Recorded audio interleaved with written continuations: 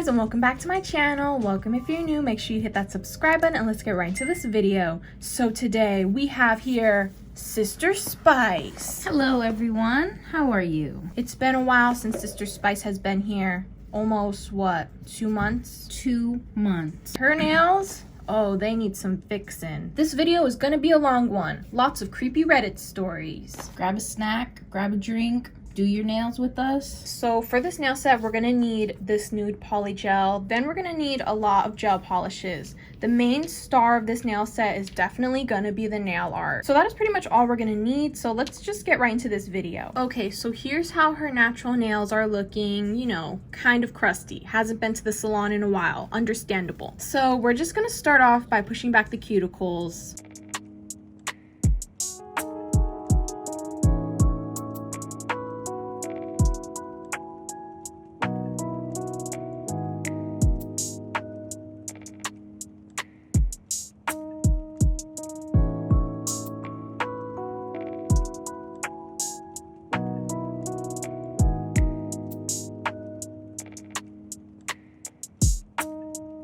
Okay, now I'm gonna take this circle cuticle drill bit and I'm going to work this around the cuticle area.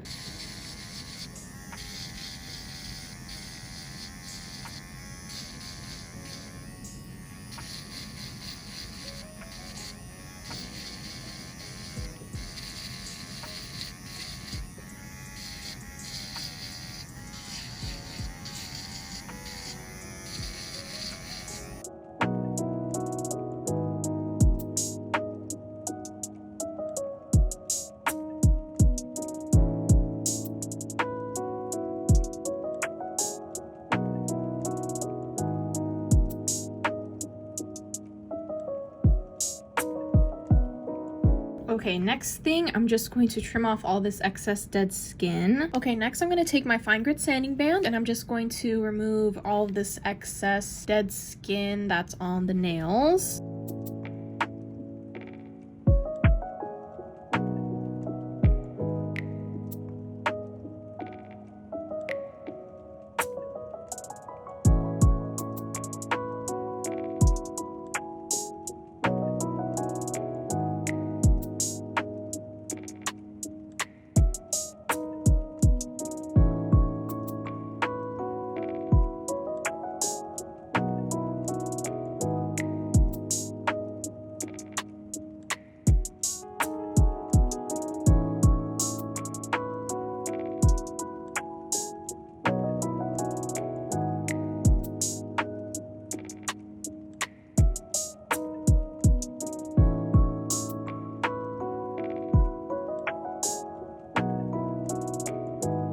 So I have these nail tips out here and we're gonna get sizing them out. These are like the ones I've been using for my past couple of videos. They're like extra long, no C curved, really love these. So let's get sizing these out. So I have the nail tips all sized out and now we're gonna get gluing them on.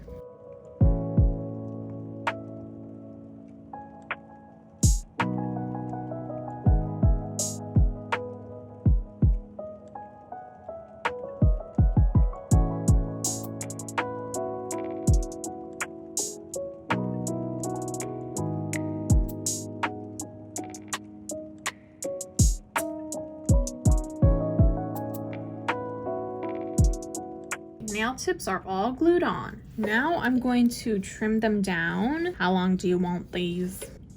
More. Whoa. Maybe right there.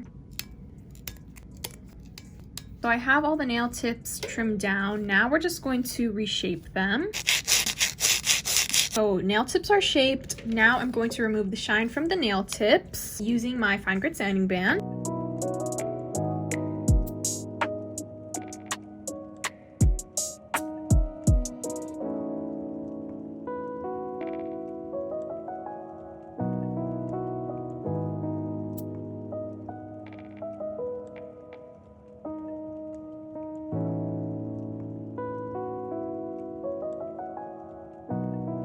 Next, I'm going to add on some Dehydrator.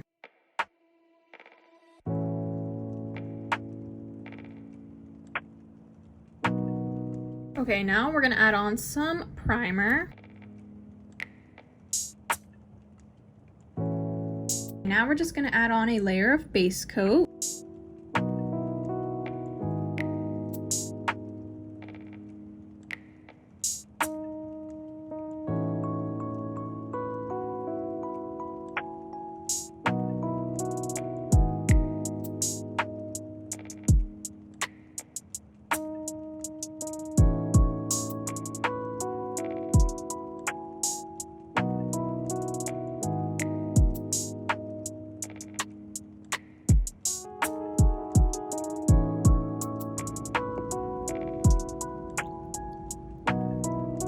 Let's get into this polygel application. So I'm just going to be using this Nude Polygel, and basically all the nails are going to be this one color because the star of the show is going to be the nail art. So I'm just going to make all these nails nude, and Sister Spice is going to get into the Reddit stories. Hello everyone. I've heard that you guys missed hearing my Reddit stories. It's been so long. Well, I have a few piled up. We're going to start off with this story from the subreddit No Sleep, and the title is Why I Quit Living in My Van. When I was 25, I traveled across America in a modified van.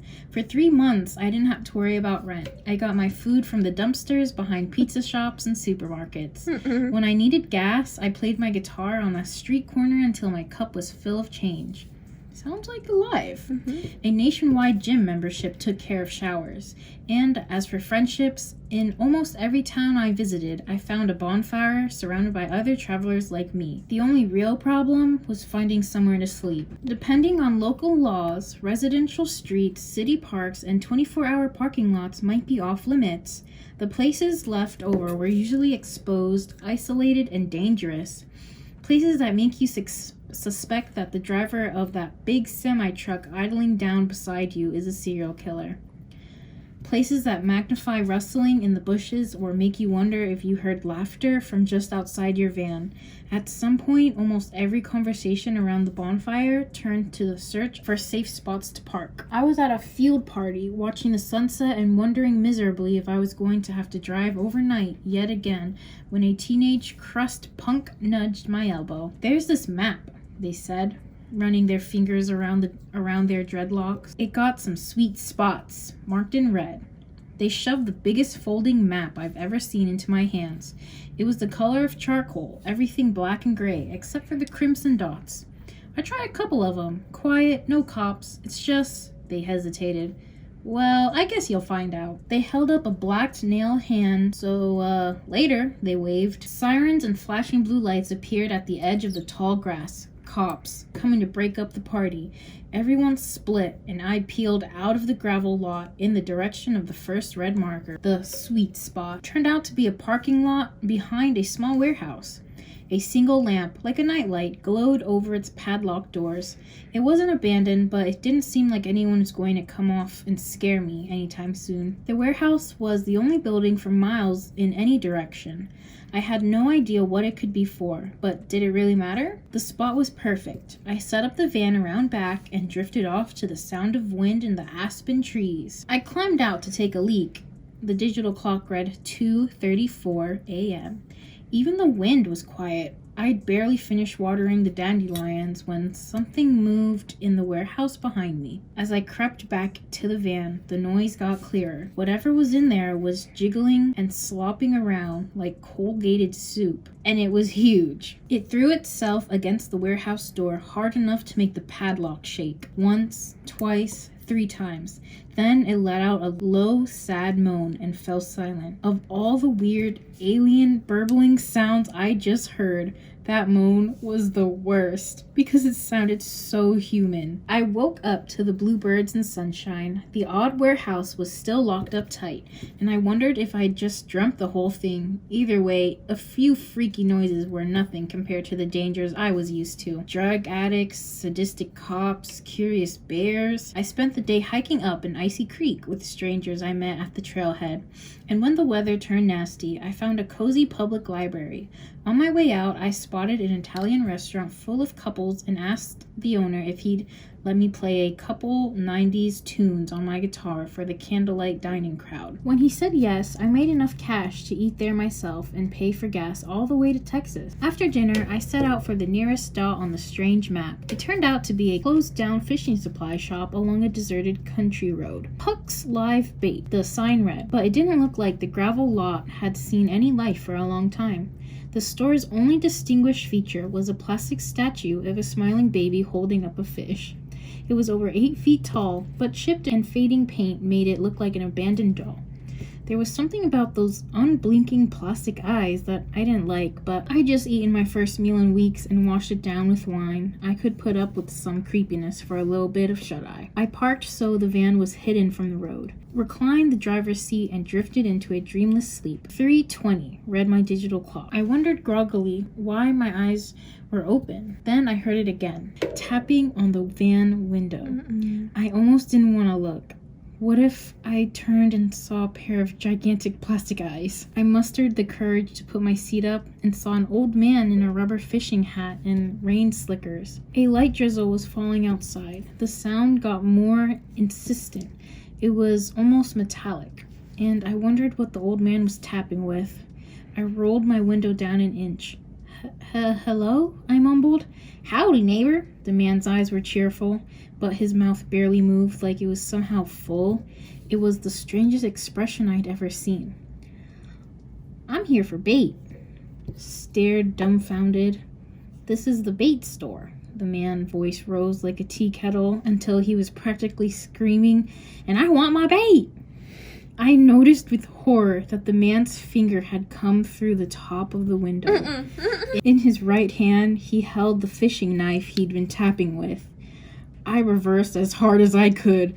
The man didn't fall. He just watched me speed out of the gravel lot, and I swear the eyes of the gigantic plastic baby doll did too. I didn't stop until I saw the lights of a 24-hour gas station. My tank was low anyway, so I pulled in to fill up and get myself under control.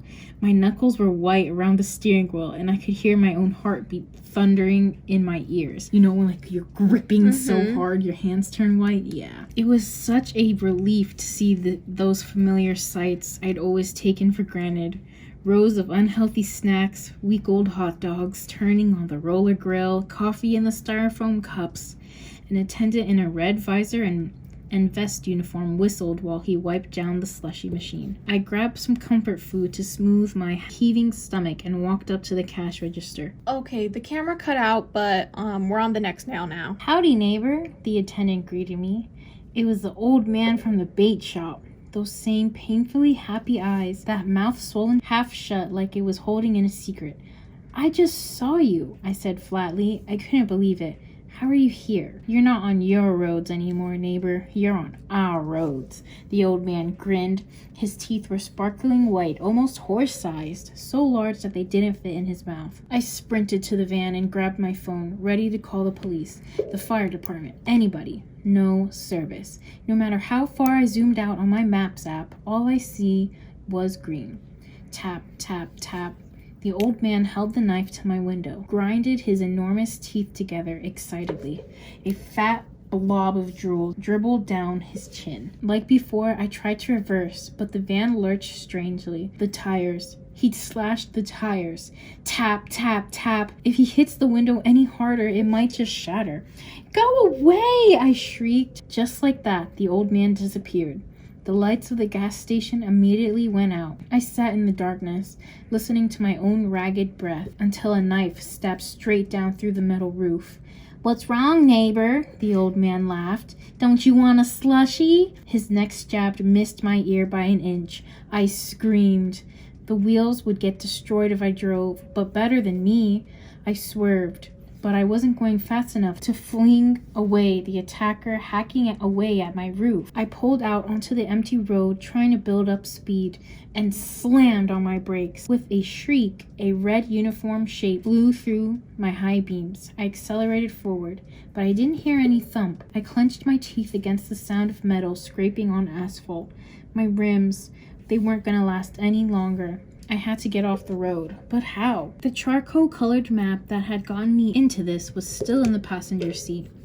I stopped in the middle of the deserted road to get my bearings. As I studied the map, I realized that some of the stray grange lines might indicate a different kind of road, like the kind that I was currently on. If I was right, there should be a turnoff to a place called Yellow Vale before too long. From there, I could connect to one of the red points and finally escape from whatever this was. My van had other plans. At least the exit for Yellow Vale was in sight when it finally broke down.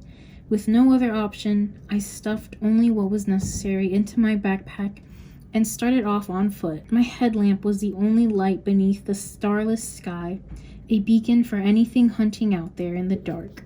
Nothing moved, not even the wind, but somehow the stillness made it worse. According to the map, I'd turn right after the exit, and about 2 miles down the road, I'd find a red point. Exactly what it would be, whether safe or deadly, there was no way to know. I walked up the exit ramp like it was a sidewalk. It's not like there were any other cars on the road. I paused below the sign for Yellow Vale. The color and text were wrong, somehow. Like whoever had made it knew what a road sign was, but had never actually seen one. I reached out to touch it, but its surface burbled like acid toward my hand. I pulled away and kept walking. It's like someone hand wrote the sign. The same dead trees stretched on forever in every direction. The same silence. I saw a pool of lights in the abyss getting closer with every step. Soon I was close enough to see what it was. A rest area. A little brown brick structure with restrooms, vending machines, trash cans, and benches. A beige RV was parked in front. Was this my red point? I just started up the ramp when I heard scuffling behind me. A pack of skinless, dog-like things were crossing the road behind me. A few of them froze in the beam of my headlamp, snarling. They clawed the pavement, bent their raw bodies for attack. The light. They were coming for the light. I hated giving up my vision, but I had no choice. I switched off my headlamp. The darkness filled with howls, angry, confused yips, and the clatter of paws on pavement. I fixed my eyes on the rest area and tried not to think about unseen teeth sinking into my legs. By the time I was halfway up the ramp, I could no longer hear them. I checked out the RV first. Its doors were off its hinges, and there was no light inside. I switched my headlamp back on and climbed the stairs. It was like a time capsule from the 1980s had exploded inside. Star Wars bedsheets on an overturned mattress, shattered wood paneling, a shredded, stretched Armstrong, and a dried-out, half-eaten corpse hanging from the ceiling by its smiley-face tie. What? I backed slowly out of the RV, wondering if I'd seen those skinless hounds waiting patiently for their meal, but the parking lot was deserted. The lights were on in the rest area, but the map, frames, and shelves were empty. I had just begun to explore the men's restroom when a door creaked shut somewhere outside. Da-da-da-da-da. I wasn't alone. I thought of the half-eaten corpse in the RV outside and scurried into the bathroom stall.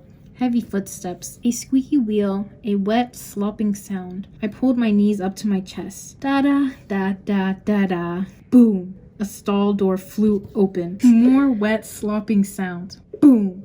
Then the gap beneath the stall door. I saw the bottom half of a janitor's uniform. There was a push on the door, then a slam. Huh? Anybody in there? I held my breath, and the thing outside pulling the door off its hinges. I shut my eyes tight. You alright, man? Don't tell me you're another druggie. I was face to face with one very confused South Carolina custodian. I wanted to hug the guy, but I figured I'd already freak him out enough. I rushed outside, saw the brochures, the maps, the tourist and butterflies, and morning sunshine. I felt myself slam against the wall. 2 officers cuffed me, and I felt the charcoal color map pulled from my grasp. The officers spun me around. Don't touch his skin till he's been debriefed, a bald white guy in a suit warned. What? Are you confused? Mm-hmm. Let me recap a little bit here. So he rushed out of the bathroom stall, out into the outside, right? And then he went outside and he saw there's brochures and the maps, like a tourist little setup thing. And then he saw sunshine in the morning. And someone slammed him against the wall. It was 2 officers, and they cuffed him. They took his map out from his hand, and they spun him around. One of the officers said, "Don't touch his skin till he's been debriefed." Once we were away from the curious onlookers, he held up the map. "I want you to tell me what you think this is. It's, shows places you can spend the night." places where people don't go? Places where people don't go, the bald man sneered. You got that part right, son. Too right. He flipped open a notepad. Now, I'm gonna ask you a couple things, and you best answer honestly. We'll know if you're lying. Have you looked into a mirror in the past 48 hours? Have you exchanged fluids with any entity within the past 48 hours? Can you tell me who the president is? Do you remember your mother's face? I'd been interrogated by police before, but never like this. It's giving Sam and Dean vibes. The weird questions seemed to go on forever. Finally, the man stepped away and made a phone call. When he finished, the officers removed the cuffs. I'd warn you not to come back to this place after midnight. The bald man sighed, but from the looks on your face, I think you've already learned your lesson. He and the two officers walked down the grassy hill to an unmarked white SUV, so plain and soccer momish, it was almost funny. I never saw them again, but I've slept in my own bed ever since. I think that it's haunted or something, whatever that map is. That last part really reminded me of an episode of Supernatural. Like, it could be. Like, imagine Sam and Dean are looking for the narrator guy because he has the map and they need to destroy that map because it's, like, possessed by a spirit and leading them to, you know, their graves. But he was able to get away. And then finally Sam and Dean found him and they said that all that stuff to him. But what was really creepy is when he stuck his finger through the window. That really creeped me out. So this next story is under the same subreddit, No Sleep, and the title is How to Outsmart a Skinwalker. Apparently this is a series, but I didn't see any other post about this. If you're reading this, congratulations. I'm probably dead or worse.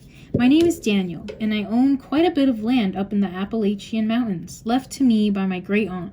So far in the years I've lived here, paranormal and downright disturbing things have happened here. People told me to just leave or report it, like I'd never done that before. To them, I'm just the young guy that went crazy a little too early. It bothers me that normal people have no idea what goes on up here all alone. My first encounter with them, I don't know how to deal with them. Heck, I didn't even know what they were called until recently. It's important, or at least it's important to me, that some of these tricks I've learned throughout the 3 years I've lived up here could be of use to somebody. My second, or maybe third time, I was stalked by a skinwalker. It felt like I was walking in circles. I had a trail camera with an SD card pretty deep in the woods. But when I tried to walk back to my cabin, I kept passing the camera. I was effectively walking in circles. This went on for hours. The sun was setting soon and I was quite thirsty at the time, I remember. I sat up against a tree my camera was mounted on and started softly crying. It was watching me. I guess waiting for me to fall dead. I hit myself in desperation a few times, trying to think. I sat up and took a very deep breath, wiped the water from my eyes, and it dawned on me. It's gotta be messing with my equilibrium. What? I have to be off balance. There's no other way. Teleportation in hindsight sounded stupid, but I could still walk, but my depth of perception was slightly off. All I had to do was tilt my head as far as I would go into my shoulder and walk back to my cabin. My ear was pressed into my shoulder, but even with one ear, I could still hear how anxious the creature sounded.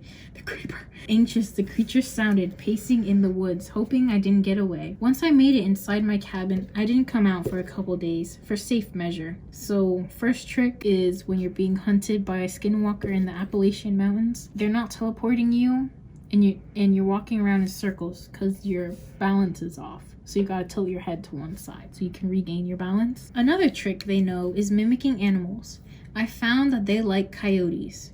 I used to coyote hunt quite a bit back home, but never up here in the mountain. Seen a couple of my deer cameras that it looked like. Right after I left my camera, a coyote would follow me a while, if not all the way home. I had to stop that real quick and set out some snares. All a snare would do is jam the coyote's leg into the mechanism until a button is pressed and the thing would unlock. I set out a couple of them, but also rubbed white ashes on all of the traps And sure enough, the next time I started walking back from my camera, I hear the sound of one of them go off. I quickly run back to where I had laid the traps, gun drawn, and all that was left was the trap in 3 separate bent up pieces and the subtle scent of burning hair in the air. Every time I checked the camera after that, a coyote with a nasty burn scar on its leg would stop where the camera was mounted and turn around and walk back into the bush. And lastly, do not engage in any type of combat with them. Warding them off is one thing, but actively hunting them, I wish I would have known that sooner. I had 2 buddies back in town. I used to tell them my stories. Alcohol loosens the lips. Their names were James and Cole. I'm pretty sure they were cousins, but I never asked. Thinking about it now, I wish I'd gotten to know them a bit better. Long story short, they're dead. And I'm dying. This morning, they came and pounded in my door, insisting we hunt these skinwalkers. I told them it was a very bad idea, but they even took the liberty of buying silver bullets. Again, it's giving me supernatural vibes. They told me how much they cost, but I can't remember right now. I finally caved, and we were preparing all day.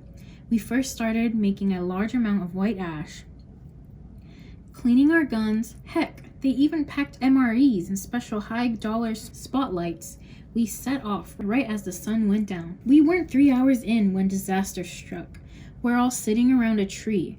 I could tell these skinwalkers were watching us. They're all around us, multiple. I'm frantically scanning everything with my spotlight, not even realizing Cole wasn't with us anymore. I asked James where he was, but he didn't seem nervous at all and told me he may have had to pee. I turned back to face my front, and there I see Cole. He's a good distance out, but something wasn't right. He was contorted in a way humans could never. I started to turn around to ask James what we should do, but halfway around, I heard James' guttural sounding breath, like his lungs were filled with blood, like his lungs were filling with blood. I couldn't stand to be there anymore and booked it back to the cabin. The forest seemed like it was laughing at me in my desperation to run home. I knocked my flashlight running, and it was slowly getting dimmer and dimmer. I eventually had to ditch it and use some of the flares Cole and James brought. I pulled the top and struck it in the tree, and the red flame lit up the surrounding forest. There were so many of them, 10, 20, probably more, but as luck would have it, they never attacked me. I could see the cabin and flung the door open and shut it behind me. I ran for the upstairs bedroom and quickly got into my old wooden closet, where I'm typing this. I don't hear them, but they're outside my house. Unfortunately, I did end up getting clawed, or maybe bitten. It's not a terrible wound, but it's bleeding black. If you can send help, please do. I really need this at this time. Someone was like, that's a Wendigo. Supernatural once again. It's more like the opening scene of Supernatural, you know? How they show like the victim that died, and then Sam Dino like, man, they start the case and then another person is in the process of doing the same thing. Yeah, this is them. They're like the opening of Supernatural. This next story is titled, My Wife Has Been Peeking at Me from Around the Corners and Behind the Furniture. My wife Lynn and I have been together for 6 years and married for 11 months. Our entire history together has been very normal, and never once have I noticed any weird behaviors or red flags. I can't stress enough how out of character this whole thing is for her. Lynn is very kind, intelligent, and thoughtful. She's always been the no-nonsense type of person. Being childish or trying to scare me is not something she'd normally do. She doesn't even like watching horror movies. When we first started dating, she agreed to watch The Shining because she knew how much I loved the horror. She was so scared that she didn't even make it through half of the movie before we had to turn it off. She isn't into anything creepy and has never been into pranks. It's just not her cup of tea. And that's fine, but that's what was so strange about this. It's just so unlike her. I should also add that she never had any mental health issues as far as I'm aware. My brain just adds random words. It doesn't run in her family. I know some people are able to hide their mental health problems, but in the 6 years we've been together, I think I'd have seen some sort of sign. 2 months ago, I was in the kitchen making myself some coffee before work. I was running a bit late that morning and knew I wouldn't be able to make it to Dunkin' Donuts for my usual morning fix. I took a sip of my coffee as I hurried down the hall towards the front door, when I happened to notice Lynn peeking at me from the corner ahead of me. I could only see her eyes and a strand of her long, dark hair hanging against the wall. The rest of her body was concealed behind the corner. I nearly spilled my coffee when I saw her. "Geez, Lynn," I said, wiping a few drops of coffee from my pants. "You scared the heck out of me." She immediately popped out of view like a little kid that had been caught.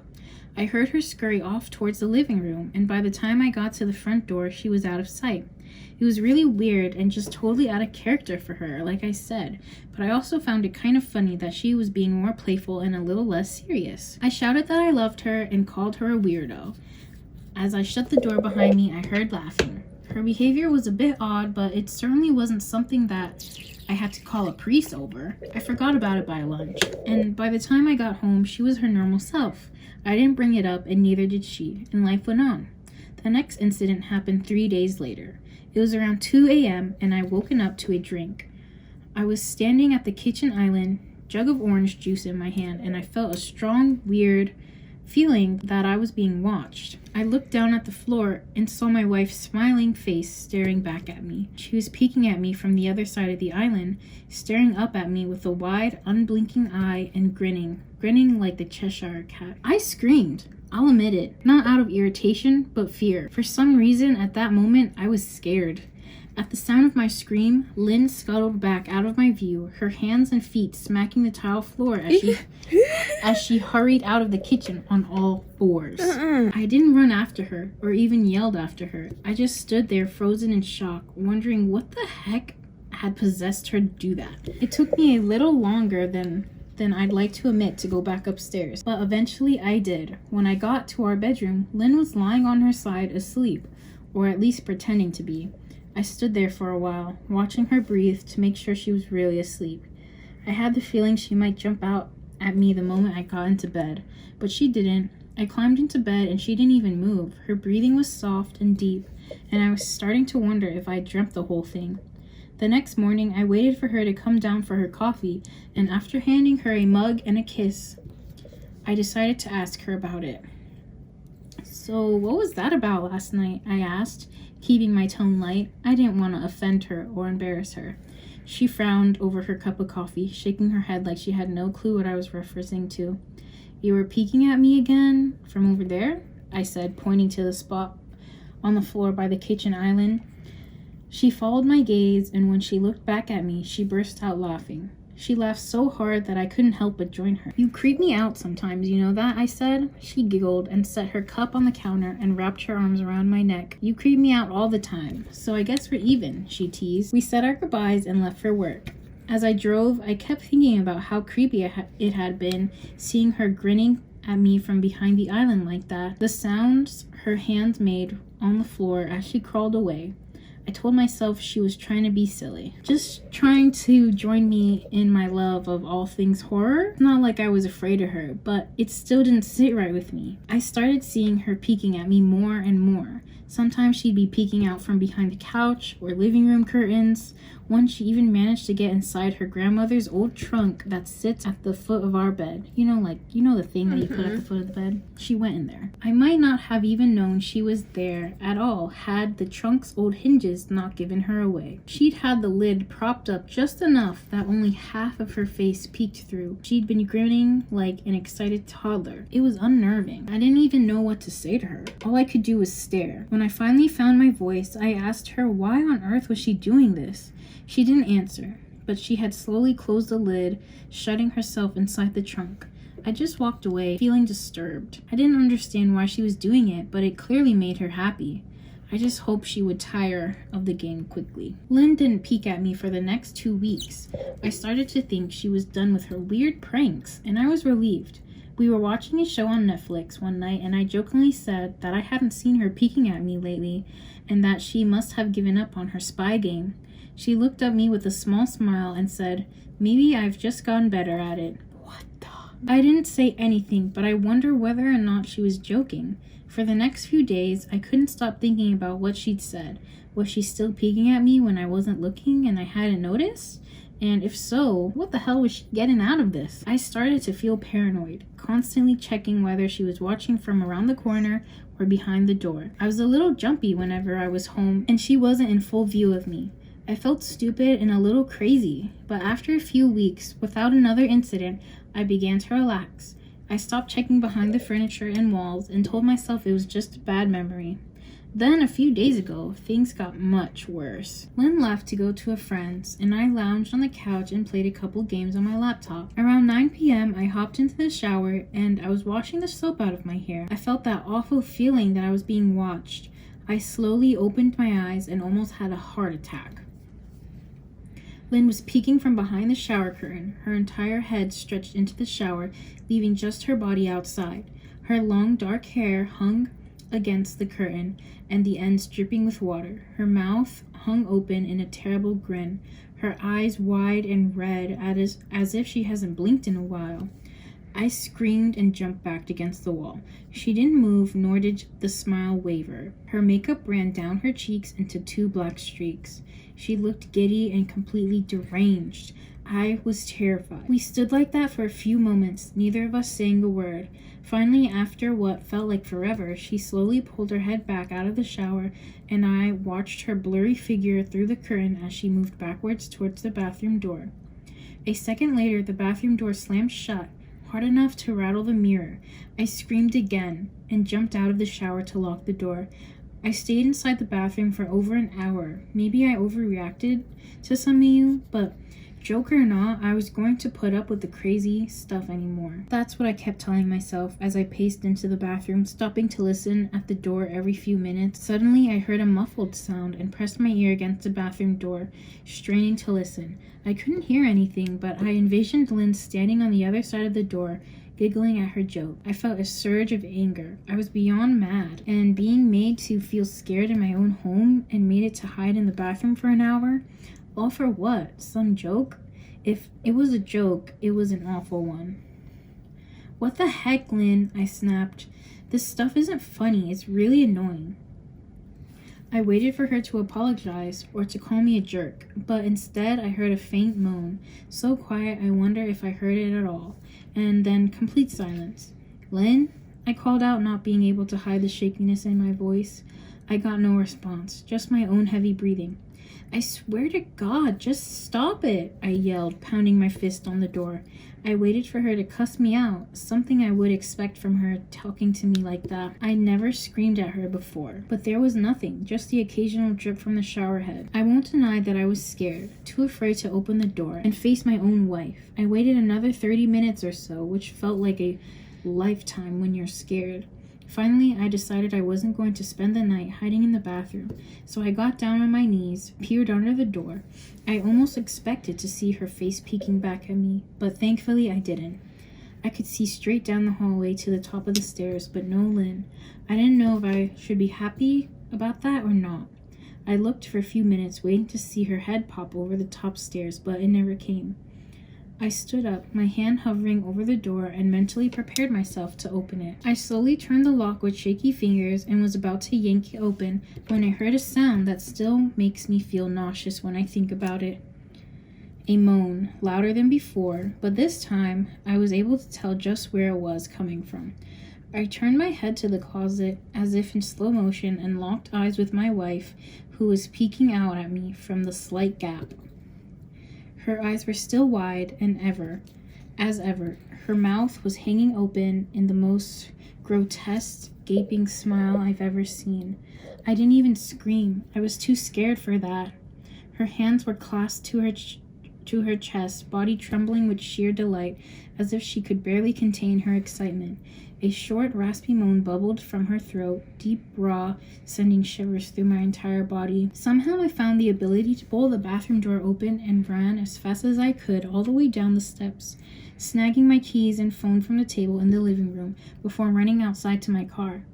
I could hear the shrill laughter behind me, but I didn't hear her getting closer. I didn't bother shutting the front door. I drove away from the house, faster than I legally should have, shivering the entire time, either from fear or the cold, maybe a little bit of both. I hadn't grabbed a coat or even a pair of shoes. I was still in my boxers and my hair was still damp. I drove straight to my brother's Chris' house, about 40 minutes away, ignoring any and every call and text I got. I didn't check my phone until I was safely parked in my brother's driveway. Lynn had called 4 times and sent a flurry of texts, all wondering where I had gone and why I left like that. I threw my phone at the dash in rage, furious at her nonchalant attitude. My brother and his wife were surprised to see me, especially dressed in a pair of boxers. Told me to stay as long as I needed.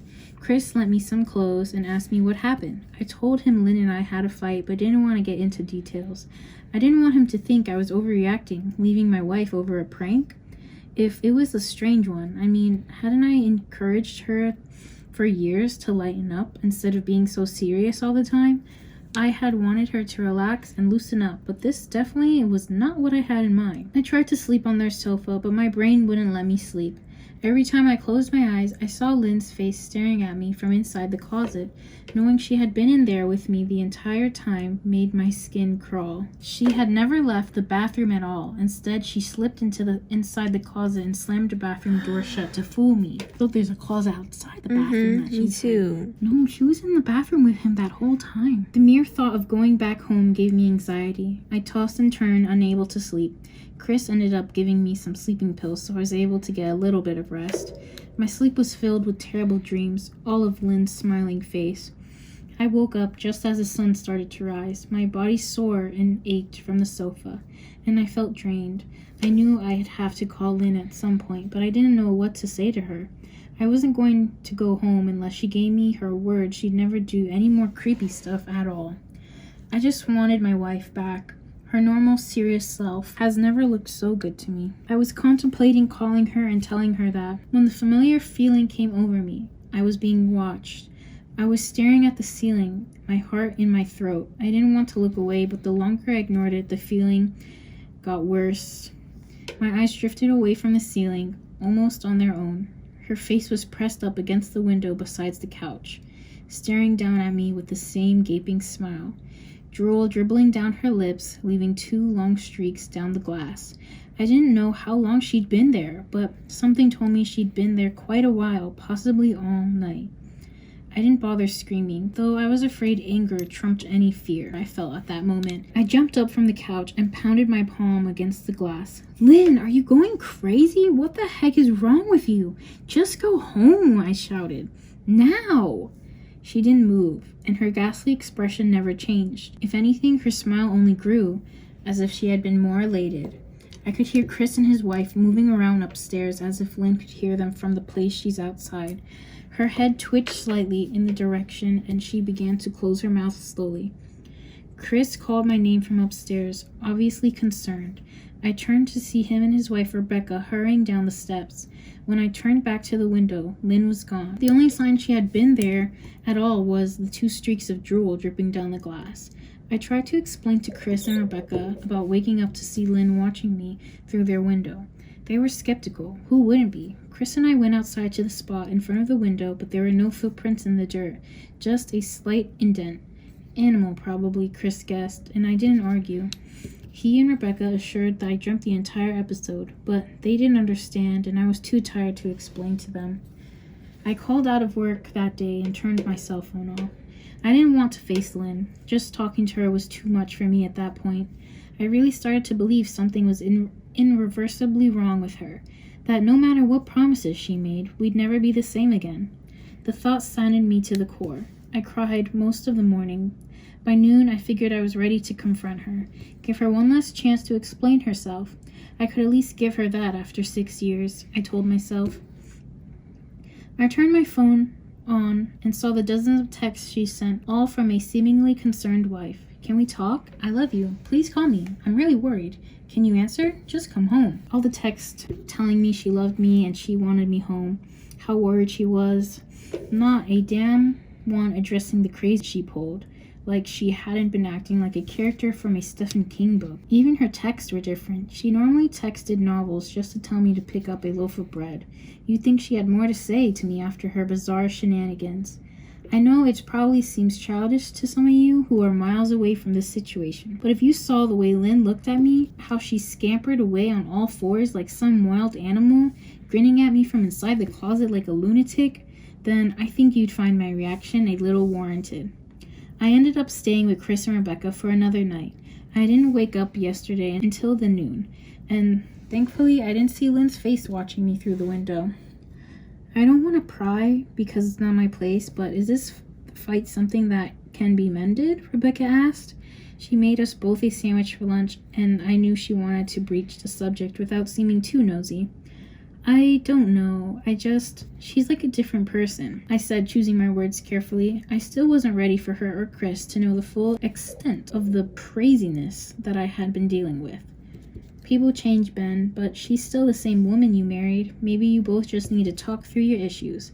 Whatever's going on, I'm sure it can be fixed, she said, ever the peacemaker. I don't think talking would help. I just don't trust her, I said. The words stung in my heart. I missed and loved my wife, but how could I live with someone like that? Living in constant fear didn't sound too appealing. Lynn loves you. She has to be absolutely crushed. I don't know about that. Well, she certainly seemed like it to me. I've never seen her so upset, very much unlike the Lynn I know, Rebecca said, shaking her head sadly. It took a full minute for her words to really sink in, and when they did, I felt dread warming its way through my skin. Wait, what do you mean, you saw her? You saw Lynn? I asked, my mouth suddenly dry. Rebecca nodded casually, as if the fact wasn't nightmare fuel. Maybe for her it wasn't. She stopped by this morning, just after Chris left for work, she said, cleaning the plates from the table. I didn't see her car, though. Maybe she took an Uber or something? Beck, what did she say? Did she come inside? I asked, sweating, starting to break out of my forehead. I began looking around, examining corners as though a predator lurked behind them. No, she just asked if you were awake, and I said that you weren't. I asked if she wanted me to wake you, but she said no. Just said to let you sleep, she said, as she washed the dishes. That's all? She didn't say anything else? I asked. No, she looked awful though, like she hadn't slept in days. I think you should call her. I got up from the table and thanked Rebecca for lunch. I felt a little bit better at the knowledge that at least she hadn't come inside. Still, I needed to double check that the doors were locked. I sat for a while trying to figure out what to do next. I didn't want to go home, but I felt that I owed it to Lynn to help her if I could. Hadn't I sworn an oath to love and honor her through sickness and health? Clearly she was very sick. If she was sick, which I truly believe she was, I had to try and get her the help she needed, but I didn't even know where to start. I didn't want to call the police, and besides, what the heck was I going to tell them? That my wife was peeking at me? That she was being creepy? As bizarre as she's been, she still hadn't committed any crime. Not yet, anyway. The police would have probably said that I was overreacting. But that wasn't some prank. It felt wrong, dangerous even, like something sinister lurked beneath her smile. I knew as her husband I was well within my rights to have her committed, but what if she simply acted normal in their presence? She'd obviously been able to fool Rebecca into thinking she was a concerned wife. As long as the doctors didn't find her a danger to herself or others, they'd had no choice but to release her after 72 hours. I felt lost and overwhelmed, so I did what any husband in my position would do. I called her mother. I didn't want to, believe me. Her mother, Marianne, and I were never the best of terms. We'd never fought or anything like that. She just wasn't a very warm person and wasn't really easy to get along with. She hardly ever smiled, and when she did, only her lips would move into a thin-lipped smile, leaving her eyes as blank as before. She gave off this aura that felt like she was permanently on the offense. I'd only met her twice, and both times were for such short visits. I got the impression she didn't approve of me for her daughter. Lynn always ushered us out quickly, as if she didn't want me to feel uncomfortable, which I was grateful for. Being in her mother's company felt almost miserable, like walking on glass. I was just glad when we moved 3 states away so we didn't have to see each other often. I was happy to avoid that woman, but I needed her help. I really didn't want to talk to her at all, but I had to talk to someone, and someone who knew Lynn better than I did. So I gritted my teeth and did what I had to do. Yes, she answered, already sounding irritated. Marianne, it's me, Ben. Do you have a minute to talk? I asked. I could hear her cluck her tongue in irritation. I'm in the middle of writing some checks, but if you insist, I suppose I can spare a moment. What is it that you need to discuss, Benjamin? She said coolly. It's about Lynn. She's been acting strangely, and I was wondering if you had any idea whether there was something. I was quickly interrupted. It's a bit difficult to follow your rambling, Benjamin. What is it that you want from me? She asked. I could almost see her standing there in her thin sweater and slacks, tapping her fingernails impatiently on the table. I wanted to know if you've ever noticed any odd behaviors, or possibly any mental health issues. I asked. There was a long, uncomfortable pause that I couldn't tell was because she was just thinking or something else. Finally, after a few seconds, she spoke. I'm not sure if this is one of your jokes, Benjamin, but if so, I don't find the humor in it. Now, do I have business to attend to, as I've said? So, if you don't mind, she said, but I cut her off before she could get rid of me. Marianne, this is not a joke. I'm sincerely concerned about Lynn's mental health. Her behavior has been very erratic lately. I'm very worried about her, and I figured as her mother, you would be as well. My frustration's evident in my voice. If you're truly concerned, then I suggest you get the health professionals involved. I don't know what you expect of me, she snapped. I could tell she was seconds away from hanging up, and for some reason I was desperate not to let her. I had the feeling that she knew a lot more than she was letting on. Please, if not for me, do it for Lynn, I tried. I heard a faint, shaky intake of breath, as if she was trying to hold her steely persona together, but failing. Marianne, what's wrong? I started. Benjamin, I don't know what to tell you. My only advice would be to seek professional help. Do not call here again. Goodbye. I tried to call out to her, but she hung up. I tried to wrap my head around the call and her refusal to help me. Even if she didn't like me, why wouldn't she want to help her own daughter? I couldn't understand that. I tried to replay the conversation, desperate to find something I missed. After a while, I almost gave up until I remembered her last words to me. Seek professional help. She'd said those words with a bit of urgency. I could have just been grasping at straws, but no, I was sure her voice had changed ever so slightly when she said that, as if they were very important. What had she meant? I assumed she'd been referring to medical professionals, but maybe she was referring to someone else. Someone that she didn't, for some reason, feel comfortable saying directly, or maybe I was just desperate. I waited for Chris to get home. After a very long and exhausting conversation with him and Rebecca, I convinced them that Lynn truly needs psychiatric help. I didn't tell them everything. I wasn't prepared to go on into detail that much. But I told them about our last encounter, how she'd hidden in the bathroom peeking at me from the closet. They were obviously shocked, but thankfully they believed me. They too just wanted to help her. Still, they didn't think it was all that serious. Weird, maybe, but not dangerous. They just kept saying that Lynn had to be playing some kind of weird joke. Maybe for YouTube, Rebecca offered, if only half-heartedly. Chris didn't think we should involve the police just yet. He offered instead to go with me, and I readily accepted. He reasoned that calmly talking to her, trying to coax her into going willingly, was the best recourse. I agreed to do it this way. At least I wouldn't be going into that house alone. We drove over this morning just after breakfast. There was no way I was going at night. When we pulled into the driveway, my stomach began doing somersaults. Her car wasn't there, but I stood and let my guard down. The front door was ajar, and for a split second, I thought we'd seen her eyes staring through the gap. I was shaking and starting to sweat. Chris, however, was fine. He waited for me to open the door, his hands in his pocket like he was going on a stroll through the park. I envied his ignorance. I pushed the door open and was immediately hit with the stench of rot. Chris smelled it too, and he walked into the house behind me with his nose scrunched up. What do you guys use to clean the floor around here? Shut up, I said, my eyes darting around for any signs of Lynn. The house was deadly quiet and dark, despite being 10 in the morning. All the curtains were closed up tight, refusing to allow any sunlight in. If I hadn't left it just 2 days prior, I'd thought the house had been abandoned. We moved through each room, carefully checking any place that she might hide, occasionally calling her name.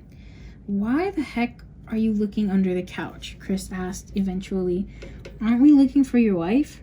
He was looking at me like I was a moron. Let's just go upstairs, I whispered. He shook his head but followed me up the stairs to check the bathroom and spare bedroom. On the way up, my shoes crunched over pieces of glass that looked to be littered all over the few steps. I noticed that one of Lynn's and my wedding portraits that hung on the wall along the staircase had been smashed. The frame hung crookedly, all the glass removed. I stared at the picture, a lump forming in my throat. We had taken that photo just after leaving the church, after saying our vows. She looked so beautiful in her white gown. I looked at Lynn's beautiful face. I'd never dreamed her face would ever be the source of terror for me. We climbed the rest of the steps and checked the spare bedroom, but it looked completely untouched. I was hesitant to go into the bathroom, my fear from that night coming back to me all at once. Chris nodded and offered to go in by himself, but I couldn't let him do that. So we walked in together, checking the closet and shower. The bathroom looked as if it hadn't been touched since the night I left. I don't think she's here, Ben. Why don't you pack some clothes and we'll try coming back tomorrow or something? Chris said. I nodded and went into our bedroom and shoved some clothes into a duffel bag. When I checked inside our closet, I came across the source of the smell and gagged. Chris took one look and lost all color in his face. He had to go stand by the stairs to get away from the sight and smell. I gazed down in shock at what laid inside my bedroom closet. Soaking into the rug were at least a dozen eyeballs, all carefully laid out in pairs. Some were as large as a quarter, while others were as tiny as a marble. I stared down at the eyes she collected from small animals, and I wondered how she'd gotten them, and I shuddered at the thought. Ew. Okay, so we started this nail, but we never finished it. I just did the other hand, so we're just gonna finish this hand now. Man, I thought I had it bad with Becca's shoe addiction, but oh my, your wife's in here collecting eyeballs. Chris gagged. Ben, I think we should go, he called from the hallway. I'm getting nauseous. All right, I grabbed my duffel bag and shut the closet door on my new nightmare. I stepped out into the hall and took a deep breath of air. I could taste the rot on my tongue, and I couldn't help but gag. Who the heck lines up eyeballs in the closet like that? Chris mumbled. I tried to tell you she needs help, I said. She doesn't need help, Ben. She needs a freaking exorcist, he said. You come in or what? I can't stand the smell any. His words died in his throat, and his eyes grew wide with fear. I didn't ask him why. I could feel it. Someone was watching me, and I didn't think it was the eyes in the closet. I turned around, my eyes slowly scanning the bedroom. Chris, I whispered as I finally saw that we'd missed what we missed. Under the bed, curled on her side, watching us with excitement of a kid on Christmas morning, was my wife. She held her hands together just under her chin, and they were shaking eagerly. Now that she knew she'd been found, I could hear the quiet noise she was making, a sort of hiccuping sound in her throat, as if the excitement was just too much for her. It was unnerving, to say the least. Wide eyes and the same huge smile. Everything in me told me to run, but I forced it away. This was my wife. No matter how twisted she was, still the woman I married. I had to help her. Lynn, I said softly. She didn't respond, but her head bobbed back and forth in two quick little movements as if she was nodding. I just want to help you, okay? Can you let me do that? I asked. I had taken a single step, approaching her like some kind of dangerous animal. I love you, Lynn, I said softly, taking another step closer. She let a tiny moan escaped her wide mouth, and I had to resist the urge to run. Her shoulders were starting to quiver, and her eyes grew as large as saucers. I crouched down so I could see her better, and immediately saw the blood. Her hands were covered in it. They trembled more the closer I got, as if she was barely able to contain herself. Lynn, are you hurt? Are you bleeding? I said.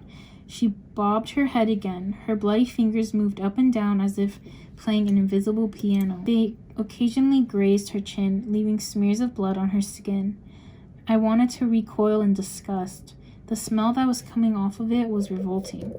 I could feel the vomit trying to climb up my throat. Her lips were dry and stretched thin, blood seeping between the cracks. I knew she wouldn't have come out on her own, but I didn't want to leave her in the state she was in. I scooted her closer and reached out to her. The excited hiccuping sound got louder and her hands shook, fingers flexing.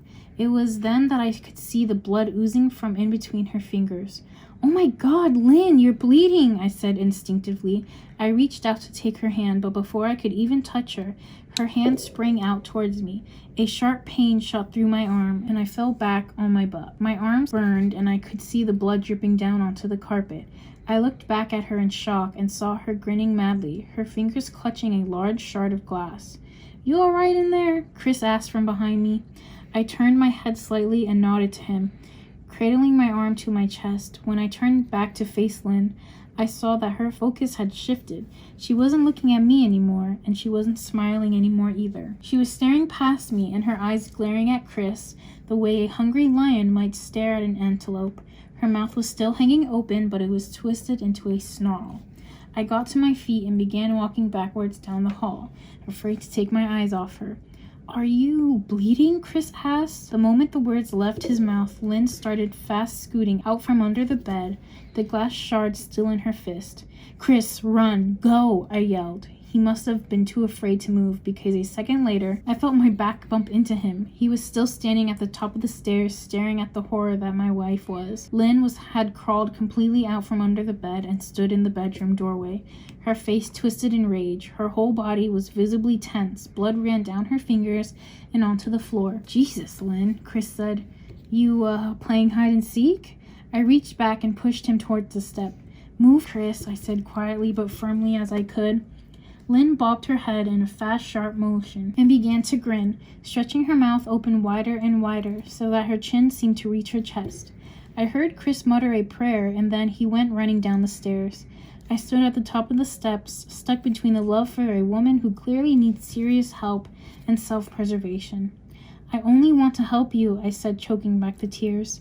Her eyes focused on me once again, and she slowly lifted the glass, holding it out in front of her, and then she started sprinting towards me, grinning with utter excitement. Thankfully, my body took over, and I flew down the stairs, skipping 2 or 3 at a time. I made it to the front door before I felt her leap onto my back, wrapping her arms around my neck, her open mouth next to my ear so that I could hear her terrible hiccuping sounds close up. I shook her off, knocking her onto the floor. I felt a searing pain in my back as she went, but I tore open the front door and bolted to my car. Chris was standing in the front yard, talking on the phone with the police. I didn't say a word. I just ran to my car and jumped in.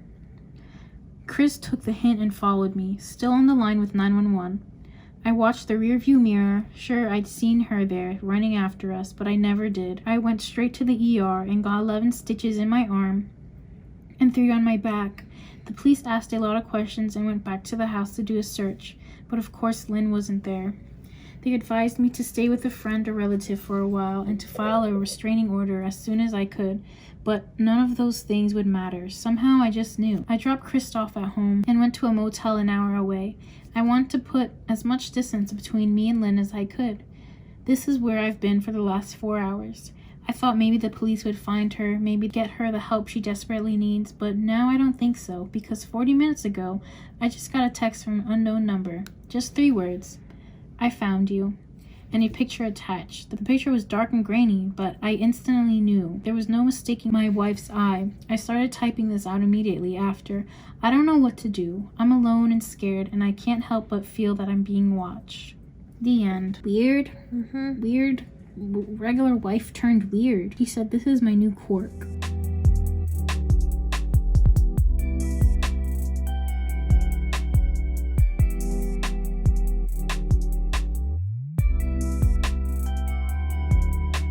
Okay, we finished putting the polygel on the nails and we're about to do the filing, but I stopped reading halfway because my throat was killing me. How long have I been reading? For like an hour. You know me, I always have to end my stories with the 2-sentence horror story. The 2-sentence ones, I love those things. I just love them. I've been dying to tell you guys this one, so here it goes. Tearing up, my mother opens her arms for a hug as she whispers, "Sweetie, it has been way too long. Come here." Horrified, I start covering her grave faster. Explain.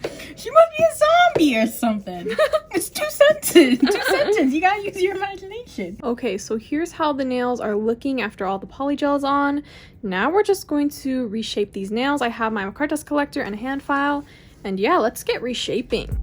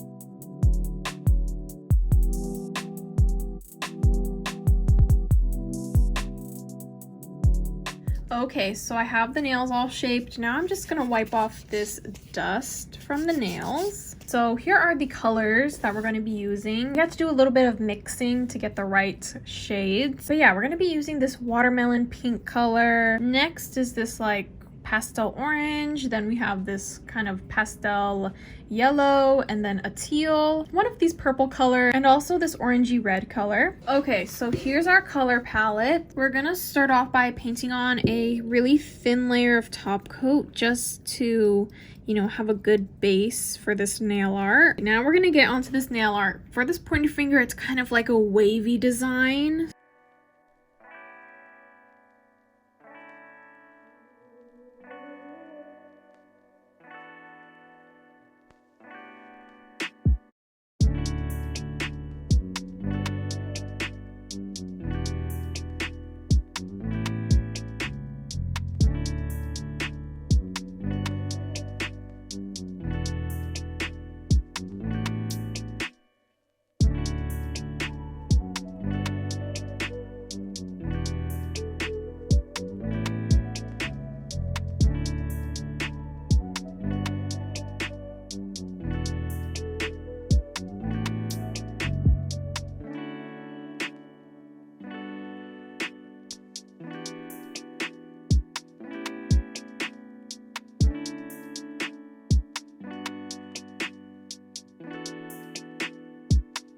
Okay, so we finished the wavy designs. We did this on the pointer finger and the pinky finger. And now we're gonna move on to the ring finger, and this one's gonna be a checkered print French tip.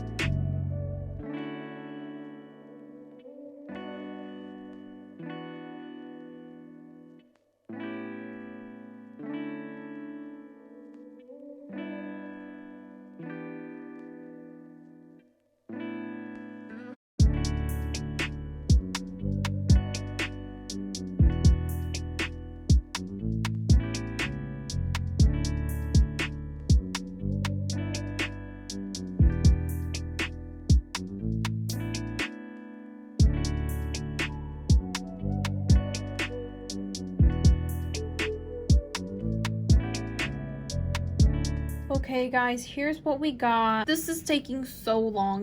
You know, a couple frustrating times. This flower nail, very, very difficult. Honestly, I thought the checkered print would be hard, but no, it was the flower nail. Anyways, we're gonna do the other hand now. I'm gonna try and finish this kind of quickly.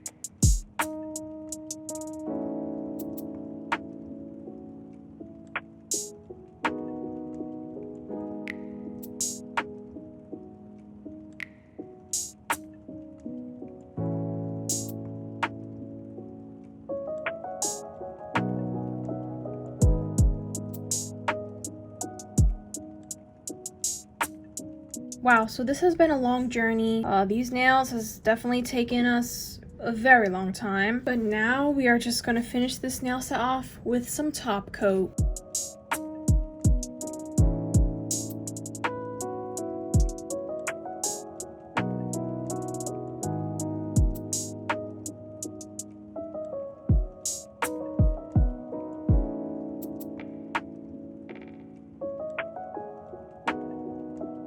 Finally, let's add on some cuticle oil. And here's how the nails turned out. Let me know what you guys think of this nail set in the comments. I just think this nail set turned out so good. There's obviously a few things that I wish like I could fix. Like I wish I made some of the nail art a little bit like not as thick so that it wouldn't look as lumpy. But other than that, I really like how this set turned out. You know what? Let's do a nail tour. So on the pointer finger, we have here a rainbow swirl wavy design. Next, we have the spring flower nail. Next, we have the checkered print French tip and another rainbow wavy nail and another checkered French tip. And this side has purple outline. This is such a colorful nail set and I love all the colors. It's not exactly rainbow colors, but you know, kind of similar, and I like that. The nail art took me so long. The flower nails were the most difficult to like figure out how to do because I tried a dotting tool, a line art brush, and then finally I used this like flat brush